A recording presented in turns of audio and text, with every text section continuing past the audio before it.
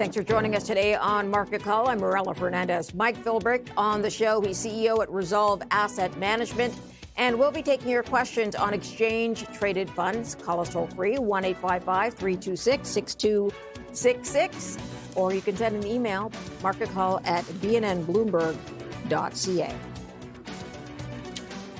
Good to see you. Good to be seen. Let's talk about the Bank of Canada for a moment. The governor calling what the economy is going through as a structural adjustment. Why do you think there is such a disconnect between what seems to be going on with the economy and the markets where there seems to be a lot of optimism still? Yeah, we are facing this, we talked about in the commentary, the two-lane highway, if you will, or what is also known as the K-shaped economy. So when you're hearing about that K-shaped economy, that's exactly what you're seeing is strong earnings from the corporate side of the balance sheet, but weak employment. And that creates that K shape. So you've got the AI world where you've got that fast left lane, lots of build out, lots of growth going on. And then you've got the traditional economy that's suffering some of the job losses, but also the productivity that comes from the AI boom. So that is this dual sort of personality that the economy is having these days. Okay, so let's talk about NVIDIA hitting $5 trillion right. in value. But I want to know whether you think that screams AI bubble. Not at all. So if you go back and look, I think there's a bubble in calling for bubbles, to be honest. What does that mean? There's a bubble in calling for bubbles. There's too many people for calling for bubbles. Okay. You don't have a bubble top when you have so many people prognosticating on the fact that we might have a bubble. So that to me is one of the signs.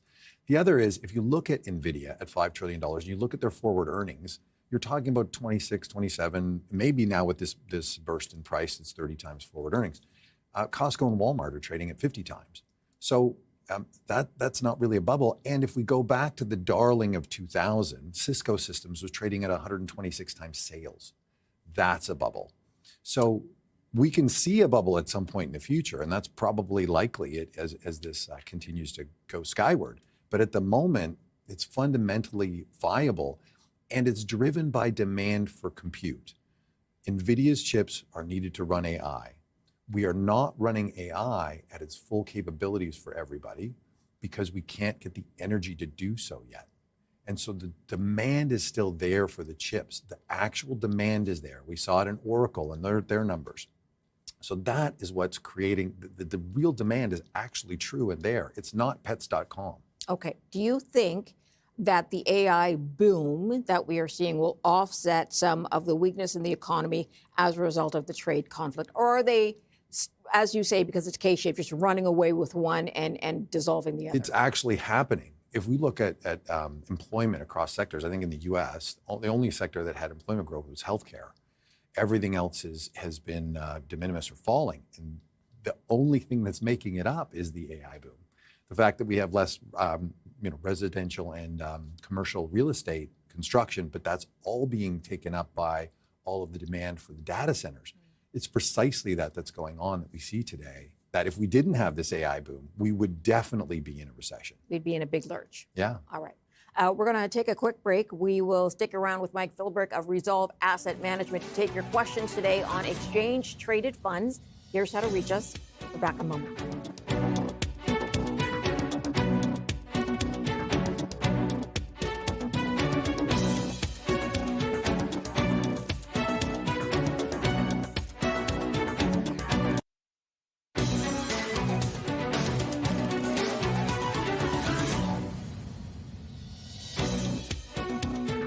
Welcome back to Market Call. We will start today with an email from Peter. He says, hi, Mike. For the conservative risk part of my portfolio, what do you think of MFT, Mackenzie Floating Rate Income ETF? It mostly trades sideways, short-term and longer-term, but has an attractive yield of 8.7%. So MFT, Mackenzie Floating Rate Income. Yeah, and so a great ETF if you're looking for floating rate, interest-paying instruments. Now, one has to remember that this is below investment grade, and that's how you get to that 8 to 9% income yield on it. And it does float. So you're talking about shorter duration, which means, it's not going to lock you in for 5 or 7 years, probably 1 to 3 years in its duration or term to maturity. But you are looking at higher credit risk because these are loans that are below investment grade. So they're sort of like high-yielding equity. So that's the way you want to view them in your portfolio. Because if you get economic malaise or a growth shock, the types of companies that are having these loans will actually have difficulties. The spreads will get wider and they will go down in value. Now, having said that, because they're floating rate, if interest rates do go up, they tend to float up with the interest rate of the time. And thus, you have that nice side of it, but you're taking the credit risk. So it's a wonderful asset. It's a good part of the portfolio. I wouldn't overdo it in a bond portfolio, but it's a nice additional bit of yield that can be complementary to that. So sort of your more government-based bonds, which would have a different response function in a growth shock. So they would go up when you have equities going down, where these will go down when equities go down. So is it a good time to put money in right now, considering where equities are going? Yeah, I would say so. I mean, your credit spreads are pretty tight, just generally across the curve, but I don't see the risk of a huge recession. So I don't think it's a terrible thing, no.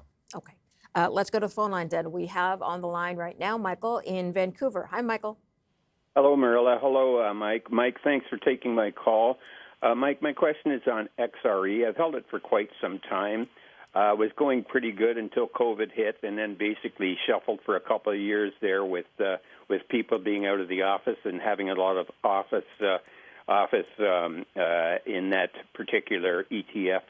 I'm happy to hold it for the 5% plus dividend, but I just wondered if you had an alternative that might give me a little bit more capital gains, and as well as keeping a fairly hefty dividend. Thanks, folks. Go Jays, go. Yes, I'll hang up and listen to your response. I think we're going to hear that a lot today. So yes, this is a REIT-based ETF. Yeah. What do you think of that space? REITs are difficult. Yeah. And you've held it for quite some time. So the viewer didn't tell us what his tax position is. If your tax position is, you have a very low cost base and you have to pay tax on it, you might want to think about how you work yourself out of it over a couple of years. He's right, though. The growth is going to be challenging. You've got a good yield there. But if you sold it and had to pay tax, then you've got less money to reinvest on the other side of it. Having said that, if you wanted to look into, having real estate exposure like that and being comfortable with real estate exposure, I'd almost look at some of the banks, or if you wanted to do a bit of a bank covered call ETF, like if you did ZEB with the BMO equal weight banks, you're getting 4% dividend yield, so you're taking a little lower yield, but you're going to get more growth. But then again, if you wrote that a bit on one of the covered writing ETFs, I could look one up here relatively quickly, but you're going to get sort of 7, 8, 9%, but you're getting a little bit of return of capital in your covered writing. Canadian real estate is somewhat exposed to, or Canadian banks are somewhat exposed to real estate, so there's that side of it. On the other side of it, though, Canadian banks are also exposed to the resource base that is Canada, and that is a very positive thing as we move forward. So you have AI build out. Canada has to get over its, I'll call it carbon embarrassment. We seem to want to be the poster child for carbon emissions, but we produce some of the best natural resources in the world from the standpoint of good jurisdiction, good political rights for people, clean production. We should, ours is toasted, if you will. I'll make a Madman reference. Okay. Our resources are great. Okay, so REIT, maybe not if you think financials, and there's a financial sort of resources ETF? Well, just that the banks are exposed to resources. Got it. But you could just do the Canadian, TS660 covered right too. You're probably going to be in that same rate. You're going to get that same yield, and you're going to have a much more diversified portfolio. Okay. All right, let's go to Chris. Chris is also in BC. Sorry, he's in Delta. Hi, Chris. Oh, good morning, Marella. Delta, Vancouver, it's pretty much all the same. I'm hoping to get Mike's opinion on natural gas as a long-term 10-plus year investment. I've been focusing on Tourmaline and ARC, the higher quality names, most liquid talked about names. And I'm wondering if you would go that route if you were like me and thought that natural gas was going to do well over the next decade, along with Pembina Pipeline, or if you would go the ETF route. Thank you both so much. Okay, thank you for the question. We've had a lot of interest in natural gas. If you're going the ETF route, which way would you go? Well, I mean, the nice thing is a Canadian natural gas or Canadian oil and gas ETF is going to be largely skewed to natural gas just because that's the Canadian side of things. I can't comment on the individual securities. I do tend to like being in the world of just buying them as a basket, if you will. And that's where, again, if you're income inclined, I think Horizons has the one of the past picks, the GNCC, which is the natural gas covered call writing ETF. And so that would be one that would give you some GNCC. Wait, no, that's not the right. Hold on, I have it here. It's not in my memory bank. Oops. It's a Horizons, you said? Yes. Okay. ENCC. EMCC. EN. Okay. ENCC. And tell us a little bit more what's in that basket. So that's a Global X, the Canadian oil and gas equity covered writing ETF. Now that's got a yield of 15%, very high yield, but you are getting some return of capital. If you're bullish on gas, natural gas, you're going to be kind of bullish on Canadian producers because they are slanted to that natural gas side of things. So that would give you the income side of things, and there are the other ETFs. XEG, I think, is the big one in Canada. Do you worry about the depressed price of oil and that sort of I do. clarity about when that could clear? I do. So the other one would be XEG, okay, which is the iShares capped energy ETF, which is the sort of granddaddy of them all. Again, I think we're going to need energy produced from all sources: solar, nuclear, hydrocarbons, all of it. And while I think that the drill baby drill idea is predominant in trying to keep prices lower in order to facilitate economic growth, I do think down the road, when the viewer talked about 5 or 10 years, that you're going to see higher energy prices on that side of things. And that's where you're going to benefit from that. But that's where maybe doing a combination of the covered writing, while we're kind of flat to down, you're getting that sort of protection and that income. And then we start to trend a little bit more, you could add a little bit more to the non-writing strategies, but balance them. Okay. Let's take a quick break. We will have Mike Philbrick of Resolve Asset Management take your questions on exchange-traded funds when we come back. Stay tuned.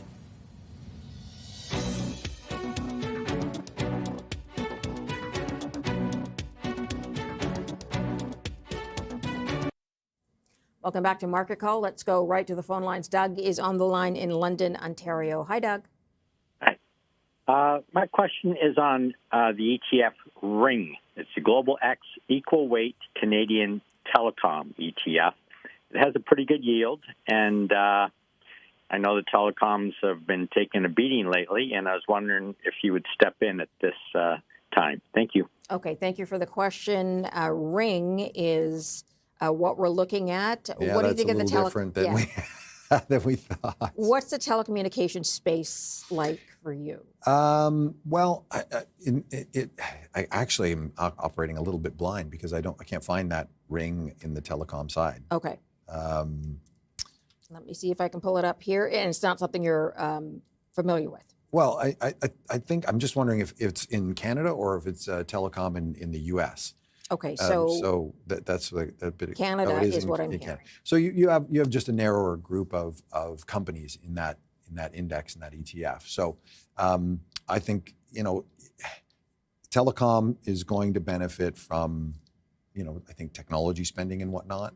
But again, flying a little bit blind on that name, I would say it seems fine, but I can't find any information on it. I apologize. Okay, so I just pulled it up. Global Equal Weight Canadian Telecommunications. Okay, equal weight. All right, equal weight, yes. And trying to find the yield on this too. So yes, it's a market cap 231, and we can pull up the chart. Did we pull up the chart for this already? No, we don't. We don't have one here. So I've got one up myself. It's down and it's at 1949. Okay, I'm seeing it now. Okay. So you've got equal weight exposure to the telecom industry. So that's nice in the way that if you're market cap weighted, you're weighted just like the market is. So that becomes, you can have a very large position in single stocks. But in this case, you've got Rogers, Bell, and TELUS, and it's an equal weight portfolio of those three stocks. That's what I'm seeing on my. Is that a good thing or a bad thing? Well, it's a 3-stock portfolio, so it's not really all that diversified. Okay. It is very specific to those 3 companies. I think actually those are okay exposures. again, yeah, you've got a nice mix in there. It'd be fine. You don't sound all that positive. So, and it's okay if you're not all that positive. It sounds like he's considering this, and I'm betting one of the reasons is telecommunications has been so pushed down that there's got to be some bump up, or at least that's the logic there. Yeah. Rogers is interested in sort of having a sports future and getting some run out of that, which they're already doing with the Blue Jays. Bell has been pushed back, but has come back a little. TELUS is trying to do some other things to make some money. We have to remind people that Bell Media is the parent company of this channel. So if telecommunications isn't where you would put money right now, it's just not the sector that has the sort of the strength that you would like. So you're seeing other sectors in the resource area. You're seeing sectors in precious metals. You're seeing sectors in the finance side that are doing much better. Okay. And you're really taking some risk in that this is a 3-stock portfolio, right? That's why I asked if it was U.S. or Canadian, because even if it was in the U.S., that we give you a much broader portfolio of companies over a broader array of services. That would be something that is a little bit more bullish. But here you've got 3 companies, and to be honest, they're not doing that great. Okay. All right, let's leave it there. We'll go to Gail's email. She says, your thoughts on investing in a rare earth companies or ETFs, please. What are or are there rare earth ETFs at this point? There is actually. So we have, in the rare earth side, you've got REMX. So that is the VanEck Rare Earths and Strategic Metals ETF. So the funny thing about rare earths, I mean, part of this is this whole, we're seeing the conversation occur between China and the US, really China and the West, about the supply of rare earths from everything from electric vehicles to solar panels to batteries to military and concerns and weapons. And so this becomes a very critical asset to have a play on words there. And so rare earths aren't rare. They're very common actually. But what's rare is in processing rare earths, there is a substantial environmental cost. And China has taken on that cost largely globally and deals with the mess. So now North America, South America, the West is going to have to start to refine these metals in order for us to have some sort of sovereignty over those types of resources, because they're both important from an economic standpoint and from a military standpoint. It's just an intensive refining process? Correct. Okay. They're quite prevalent. And it's a messy, intensive process. It has a lot of byproducts that are quite hazardous to the environment. And that's where we run into concerns around environmental governance in North America and why we've offshored that. So but we're going to have to reshore that. REMX, what's in that basket of goods of rare earths? Are those American companies already in the space? Is it involved sort of foreign critical mineral suppliers? What would be part of that ETF? Let's have a look. Sure. Because I see it at 69.76 and it's down a little bit from earlier high of about 120. Yeah, and you're seeing obviously the U.S. government take a role in some of the companies that we've seen in the past. So it's companies like Pilbara Minerals and Albemarle Corporation. MP Materials is about 6% of the portfolio. So MP Materials is the one that the U.S. announced earlier this year that they were taking a position in.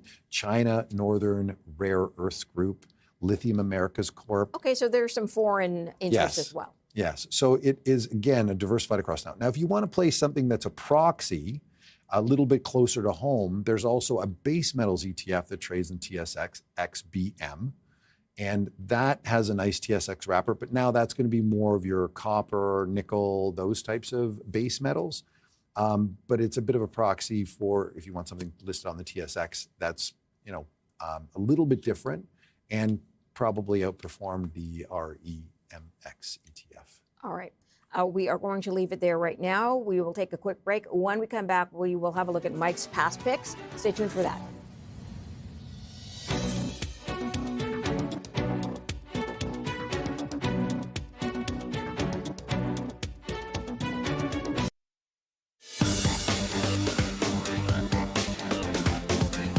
Welcome back. Time now to have a look at past picks from Mike from October 15th of 2024, so over a year ago. Sprott Uranium Miners ETF, was your choice back then. URNM New York, 48.10 US at the time you recommended it a year ago, up to 63.54 today. So 32% return, 35% total return.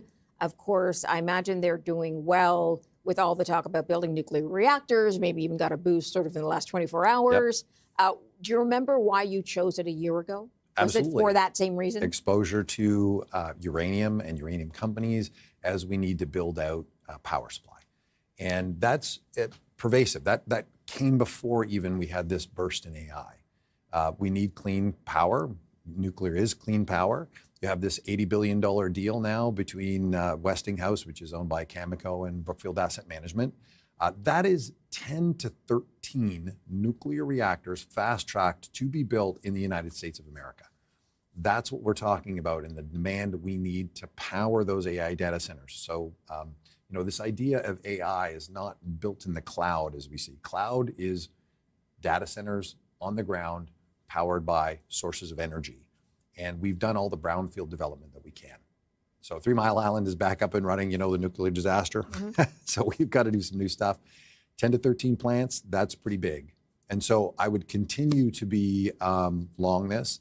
We have a Canadian wrapper. If the viewers like something a little bit more of the Canadian tilt, there's Hurrah, H-U-R-A, okay. Trades on Toronto. That's a Global X uranium ETF. The nice thing or unique thing about that ETF as well is it actually holds some of the U308. About 12 to 15% of the portfolio is actually in the underlying commodity, which is a nice touch when you're investing this. And it's kind of a one-stop shop. So still very bullish. We still are short power, and we need to create more of it. Okay, let's get to your next past pick. Global X Canadian Oil and Gas Equity Covered Call ETF, ENCC on the TSX, 1134 at the time, but down to 1061. So 6% return drop, 7% upside, I guess, with dividend there. Is this because of the price of oil and where it's gone so far this year? Yeah, it's more natural gas. We talked about this in the previous caller. So the nice thing is, so we're getting that 15% yield, but here's a classic example. The total return 7%. I mean, the unit value is probably down about 8%. So this is one of those classic scenarios where covered writing really helped. When you're in a flat to slightly up or slightly down market, when you're selling those calls and harvesting that premium, it actually really helps your returns. If you're in a very strong bull market, you're giving away your upside often. That's why I say natural gas at the moment. I'm not a raging bull on this. I think 3 to 5 years, yes. But for the time being, you can covered write it. When you see the strength develop in the trend, maybe stop the covered writing and own it outright more. All right, let's get to your third pass pick from October last year. Invesco S&P 500 Equal Weight Index ETF, so EQL on the TSX, 37.78 at the time, about a year ago, now to 40.13, so 6% upside, 8% total return. Can you tell me a little bit more about this one? Right, so this is a composition of the S&P 500 that equal weights the holdings. So if you've got 500 holdings, it's going to have 1/500th in each position, rather than letting the market cap weighted dominate the indices, the stocks dominate the returns. Now that hasn't worked as well as we would have liked, so it has underperformed the market cap weighted indices. But the point here is that you're looking for breadth to widen. We're looking for AI to actually get outside of the Mag 7 and start to benefit the other companies.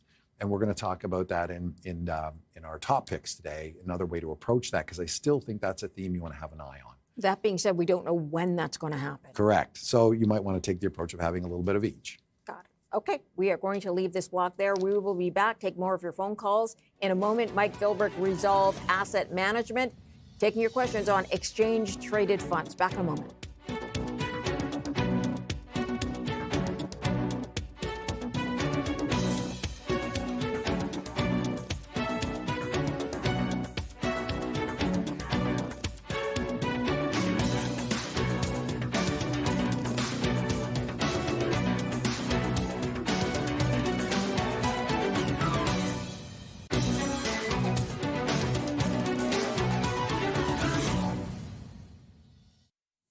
Welcome back to Market Call. Let's go to Sam. He's holding on the line. He's in Brampton, Ontario. Hi, Sam.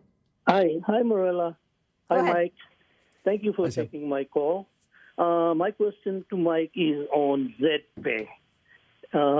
what does you think about that in a registered account for maybe a 4 to 5 year hold, or maybe an XDIV for, again, in a registered account for possibly, again, 4 to 5 year holds, mostly for income? Okay, thank you for Thank you for the question. Okay, so let's talk about ZedPay first, U.S. large capitalization companies. What's in the basket? It's interesting. So what ZedPay does is they have, again, as you mentioned, large cap U.S. companies, and they're doing some covered write, but they're also doing some put writing. So if you look in the portfolio, about 55% of the portfolio is actually in cash. And what they're doing is saying that if I'm going to own a company, that's great. Let's say one of their top holdings is Eli Lilly. I'm going to own Eli Lilly at priced of $10, but I'm willing to sell it at $12. That's not the right prices, but there's some upside target that they have. So they sell that call option. And what that does is allows the other person the opportunity to buy that from them at that price if it's reached. So they've got a target in mind and they're using call options to sell that. Now, you can also sell puts, where if you sell a put, if I buy a stock at $10 and I sell a put at $8, it means whoever I sell that put to can put that stock to me at $8. But I get a bit of a premium for giving them that right. So when they have that right, I collect that premium, but I want to own the stock at $8. And so it's a combination of having some cash on the sidelines, selling those puts, getting those cheaper prices that they want the target prices at, plus owning some securities where they have target prices on the upside, where they're selling those and they take that extra income in from the call and put premium to do that.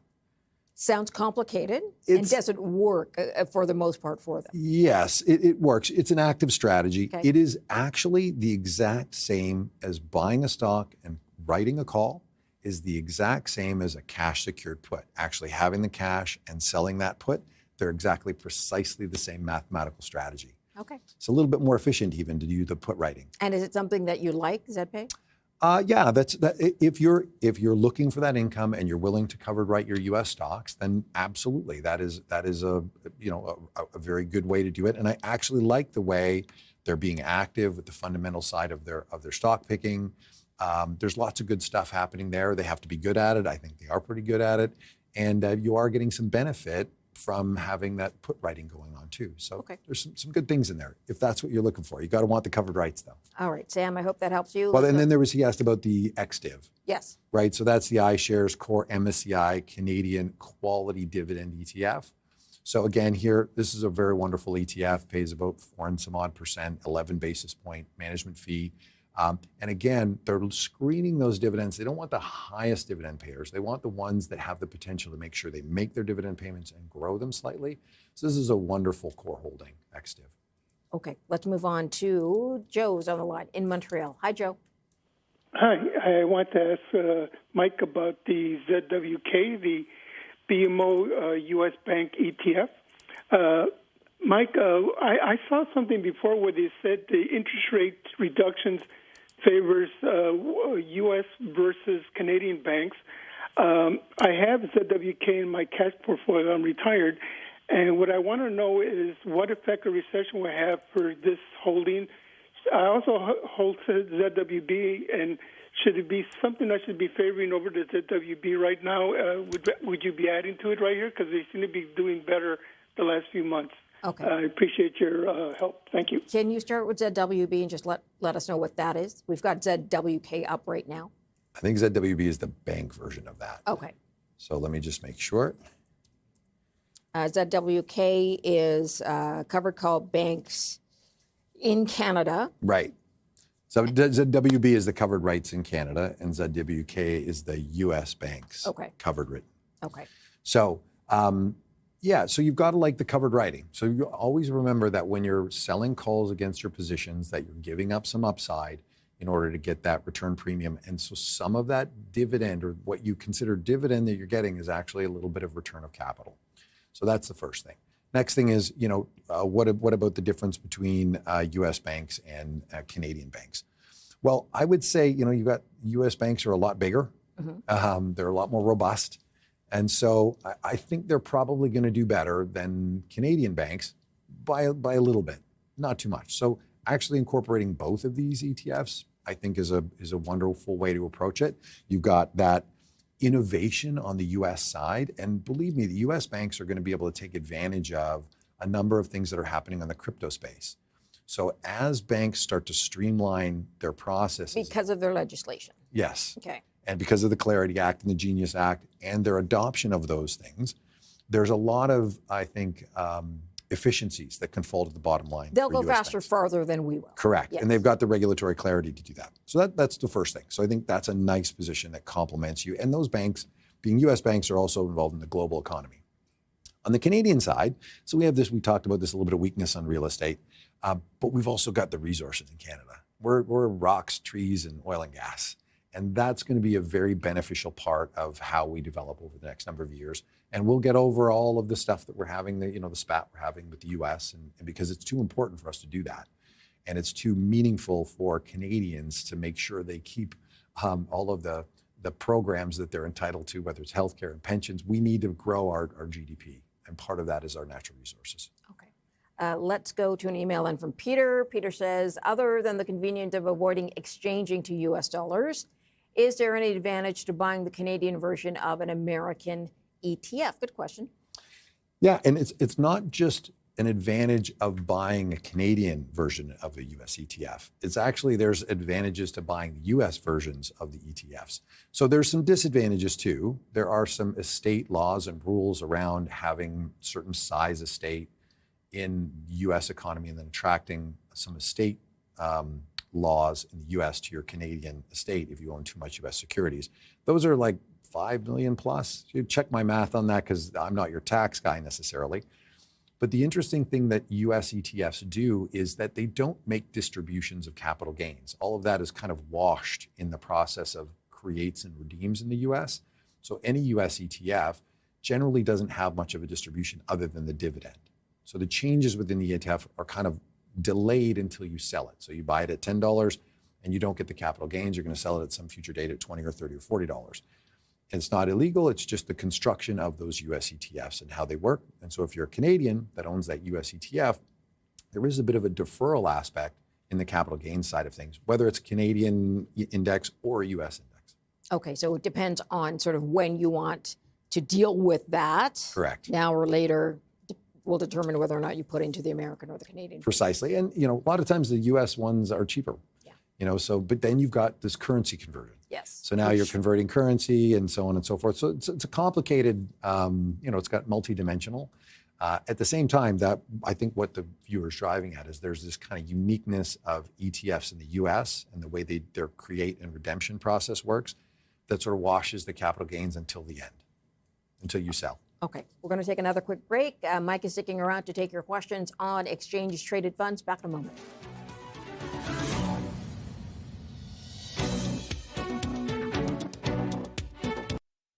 Welcome back. Let's go straight to the phone lines. Zarth on the line in Scarborough, Ontario, with his question today. What's your question? Oh, hi, Marilla. Hi, Mike.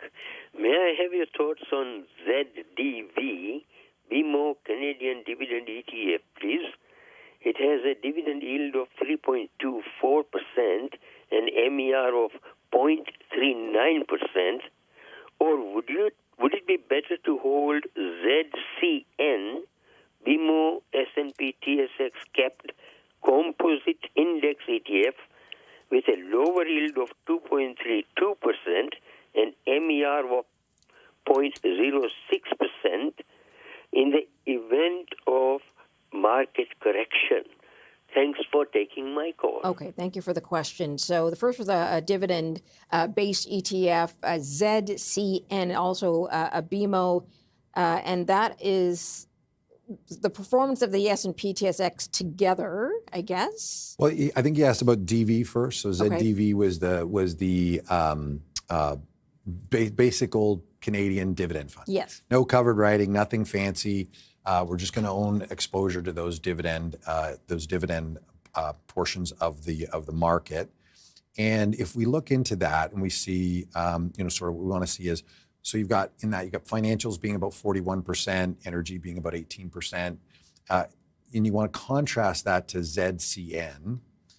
And let's see if we can do that super quick here for him. Yeah, ZCN, which is the second one we were talking about, which is the BMO one as well. And that's the capped index, right? So that's going to be less exposure to financials, less exposure to the dividend side of the equation when it comes to that. It's going to have less utilities in it and that sort of thing. But it's going to have more things like oil and gas and gold and metals and materials. So the question is, if there's a correction, what's going to do better? Generally speaking, the dividend stocks do weather corrections better because they have those yields attached to them. You have a greater weighting usually in something like utilities as well. Utilities tend to do well in market corrections because you're going to have to turn your power on, you're going to have to do your lights on, you're going to have to do your home. So it's going to be marginal though, but generally speaking, the dividend side would give you a little bit more protection on the downside, and you're going to get that income coming in. Now, on the upside, and we have got a resource boom and all those things tied to AI, they're also going to not perform as well as the market cap weighted index. Interesting. All right. Let's get to Ghulam then in Toronto with a question. Hi, Ghulam. Hi, Marilla. Good afternoon to you both. My question is, I had a GIC coming up for renewal, paying a ridiculous rate of about 2%. So I decided to put it in an ETF, and I bought some ZWB and ZWU. And I still got some money left, and I was thinking of putting it into ZWE, or another one that I'm thinking of is FFN. Okay, so we can only do maybe one or two. So pick the two that you would like an opinion on. Okay, FFN and ZWE. ZWE. Okay. Thank you. Let's pull up ZWE first for the comparison. Yep, and I'm not seeing an FFN. But okay. we did get asked about so the ZWE is the BMO Europe High Dividend Covered Call ETF. All right, so I think actually European stocks are an opportunity. Okay, so I think that actually that's a good diversifier for your portfolio, and can give you an opportunity to have a exposure to an entirely different economic regime. And so now your preference is to have the covered calls to get the extra income. We've talked about that ad nauseum. There's covered calls for this one? Yes, okay. It is. It's the high dividend covered call ETF. Okay. So it's got covered rights. It's done pretty well. And I think actually European banks look pretty good. Okay. So it's a nice diversifier to the portfolio. Okay. We will have to leave that one there. Let's go to Scott in Saskatoon with a question. Hi, Scott. Good morning, Marilla. Hi, Mike. You just about answered my question because I was going to phone you about diversification in Europe and looking at BMO's ZWP. Yeah, literally it's the non-currency hedged one, and I'd probably go without the currency hedge. But again, it's not an or decision. It is you can do half and half if you want to hedge that currency back.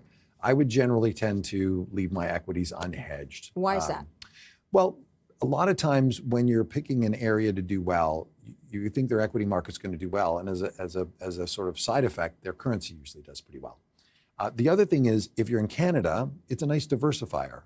So why not let that diversification coming from owning some euro versus your Canadian dollar enter into the equation? And Canadian dollar, we've had another rate cut today. We've got a bit of a weak economy. The dollar's been a little bit weak, so it's been nice to have some other currency exposure in your portfolio. Okay. Scott, I hope that answers your question. That is all the time we have for your phone calls and your emails. But Mike has new top picks. He'll share them when we come back.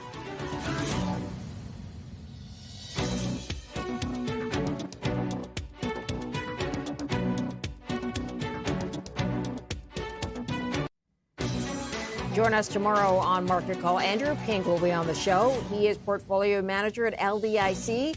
He'll take your questions on Canadian large caps. And if you missed Market Call, check out our daily podcast. Find it on iHeartRadio and other platforms. You can also watch full episodes on our YouTube channel. Time now for new top picks from Mike. We will start with iShares Gold Bullion ETF CGL, a C on the TSX. What do you like about this particular ETF? Is it the dip in gold that has motivated your interest in this? We've been pretty consistent over the last couple of years of actually bringing attention to viewers about the value gold and scarce asset brings to a portfolio. In this case, it's /C, so just Canadian dollars, no need to hedge the US dollar. And what you're looking for is to build in assets that source their returns structurally from different things. So stocks, come from interest rates and earnings, whereas gold sources its return from geopolitical uncertainty, monetary debasement, confidence in the fiat system. And obviously those have been eroded a little bit, and we've had some good price action in this type of asset. So I just want to bring it to the forefront again. It's timely as it's had a nice 10% correction. Something we didn't talk about at the outset is we got Xi and Trump meeting tomorrow. Yes. So if we have a really good outcome there, it's possible that we get even more of a pullback in gold, because that's one of the things the world's worried about and why we've had this rush in gold. I think it's a crawl, walk, run scenario. If you don't own any gold, you should start building it into your portfolio now. If you do own some, great. If we have a bit of a pullback, add a little bit more, but think about what your terminal allocation is going to be. And it probably should be higher than most people are comfortable with. It should be scarce assets of 10 to 20%, given the current construct today. So that's gold, Bitcoin, silver, things like that are scarce. And a scarce asset is simply something that can't be printed out of thin air. So oil, if we need more oil price goes up, we drill more holes, we get more oil. You can't do that with gold. You can't do that with Bitcoin. You must buy it from somebody who already owns it. It's a scarce asset. And so that's why it has different drivers and responds differently in the portfolio. It's a great diversifier. All right, let's get to your next pick, which is iShares China Index ETF, XCH on the TSX, offers exposure to China's larger cap companies. So what would be included in that? Give me an example. Oh, Alibaba. Okay. Stuff like that. Tencent. So those are the types of companies that are in there. So very large Chinese corporations. And again, we've got a Trump-Xi summit happening. If that goes even a little bit okay, then you're going to see this type of area do well. And remember, China is the second biggest economy in the world. And here we have a wonderfully large stock exchange that we have an ETF in Canada that you can build into your portfolio. It complements what you're doing in the US. It complements what's happening in Canada. And you've got deep valuation discounts. If people are worried about, oh my God, the US market is too expensive, buy China. I'm wondering about whether or not or how much of this is retail-based. Alibaba, of course, I think of as a retailer. So what else is in the basket? I'm wondering, because we don't know where consumption is going to go these days, if the talks between China and the U.S. don't go well, right? We might see consumers pulling back. I know in China they haven't been spending as much typically. No, it is a robust index. There's auto manufacturers in there. There's manufacturing corps in there. There's natural resource companies in there. So it is the largest companies that represent the actual economy of China. So it is a robust exposure, a diversified exposure to the Chinese economy. Okay, good to know. Let's get to your next pick, Invesco Nasdaq Next Gen 100 ETF, a QQQJ on the Nasdaq. And I think this one's interesting too, because it's the players that will benefit down the road from what we're seeing benefit now. Bang on. So again, are these sort of bubbling and you have to hold them for 5 years? What's your expectation? I think the timing is kind of opportune. So think of it as, the NASDAQ 100. This is the NASDAQ 101 to 200. And it's all those companies that should be the next benefactors or contributors to the technological boom we're having in AI. It's the next layer. So we've had this massive run in the mega caps. What we're suggesting is that if this rally is healthy, it should start to broaden out. And you should see those smaller companies starting to contribute and starting to have earnings around the things that they may be contributing to AI in the way of picks and shovels, or in the way that they're using that technology to exploit markets and to create opportunities for themselves. So in my mind, it's that idea that this market's going to broaden out. It's going to continue to be a bull market. Please don't hate this bull market. It's one of the most hated bull markets ever. Not enough people are invested enough. I think retail's got it. The institutional side really wants the recession and a slowing. And again, we come back to that 2-lane highway. We've got AI that's rocketing along and is preventing the recession. And then you've got that traditional side that is struggling a little bit. So you want both sides of that highway in your portfolio. I like that you said the retail side got it. Yeah. Why do you think that is? Just quicker movements, quicker adaptation? I think today it's so the access to research is so much more available, and your ability to say, well, I've got this idea about AI. I heard something like chips or something, and you tell me more. Tell me more, and you can just do the research yourself, and you're finding these niche opportunities. And retail's happy about going to those areas. They've got access, places like Robinhood, the discount brokers, very cheap prices, very good access. and they're educating themselves, and they're moving quickly. And obviously confidently. That too. Now, when we get a bear market, we'll see how they do. Yeah, well, we'll see, and we will wait. All right, Mike, thanks for coming in. Appreciate your time. Always a pleasure. Thanks. And thank you for joining us today on Market Call. We will see you again tomorrow.